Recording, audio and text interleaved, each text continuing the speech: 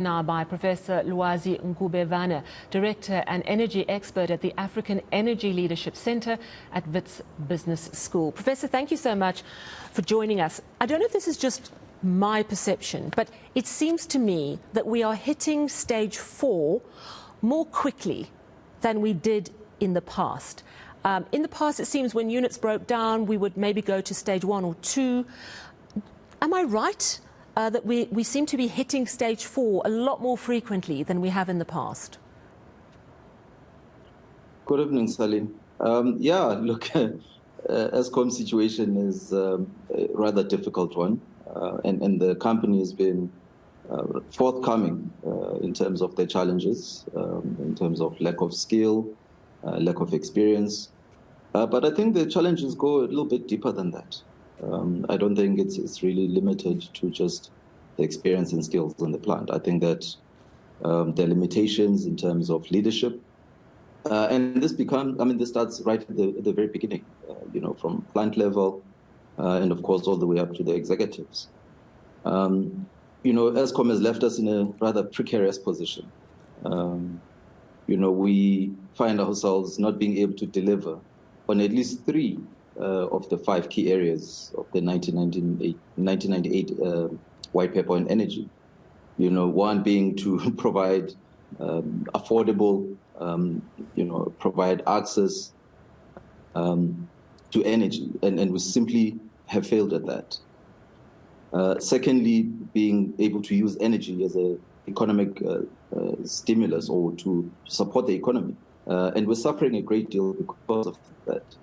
And finally, we have failed, I think, as a country to put into effect our diversification of energy sources. And this is required in the white paper.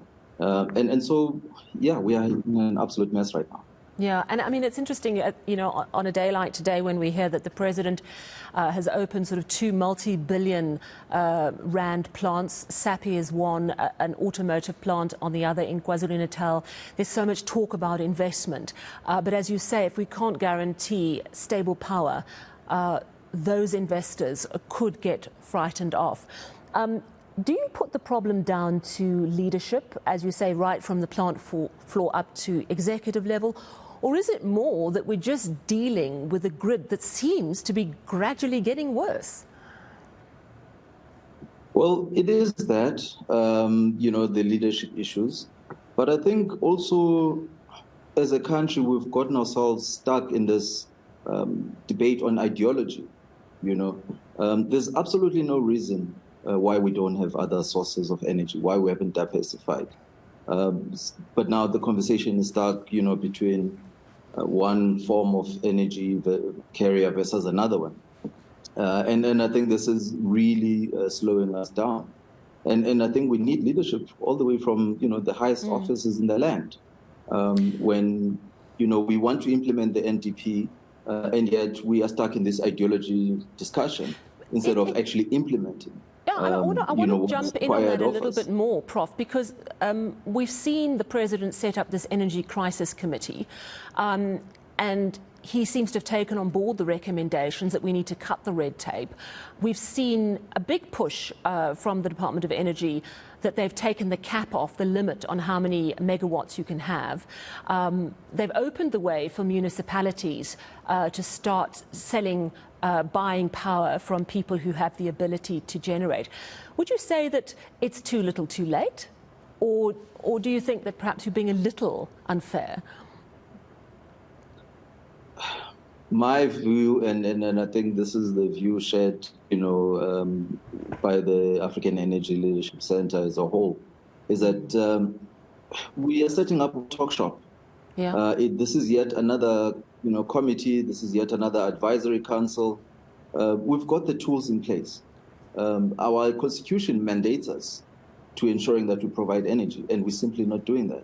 And what we've done now is make technology choices. So it's well and good to lift caps, but as long as we're stuck in ideology, saying this energy is better than that source of energy, we're not going to go anywhere. What do you think needs to happen next? All the right things are being said, absolutely. but we are dealing with a legacy of corruption, a massive skills loss, as well at this parastatal. What is the one thing that you would like to see to speed things up a bit? To speed things up a bit, I think firstly, let's be honest about our energy needs. We need to make sure that we set up ourselves so that we are energy secure. It doesn't help us, to be talking many different stories. Everything else should follow after our energy security. That, for me, is the first thing. Secondly, we need to make sure that we fix ESCOM. We have no option but to fix ESCOM. How do we fix ESCOM? Whether we... What would be your start? I mean, yeah, that's the $1 million, isn't it? But I mean, yeah. You're saying we can't just keep talking. So give me sort of one practical thing that you think is perhaps not being done or not being given enough attention at ESCOM. Well, I think at ESCOM, one of the big problems, and there's anecdotal evidence that speaks to this, is the issues of procurement. Now, understandably, we have to obviously abide by the PFMA, but, there's anecdotal evidence, for example, at ESCOM that says spares are borrowed from one plant to another simply because they are waiting or the process of awarding tenders is taking so long. And then what happens? You end up in a situation where spares are said to be missing when they actually are available, except that they are in the wrong place. And asset accounting now simply cannot account for that. So I think simple things like that, fixed procurement to the point that we are able to start getting the spares that we need into place. And of course, the skills. If it means, we need to pay a premium to bring in lost skills into the company, then we need to do that because our energy security is paramount.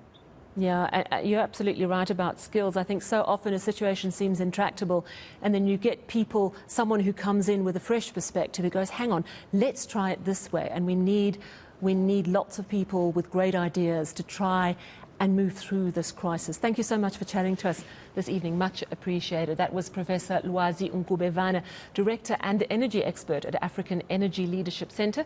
That's at Wits Business School. Now, still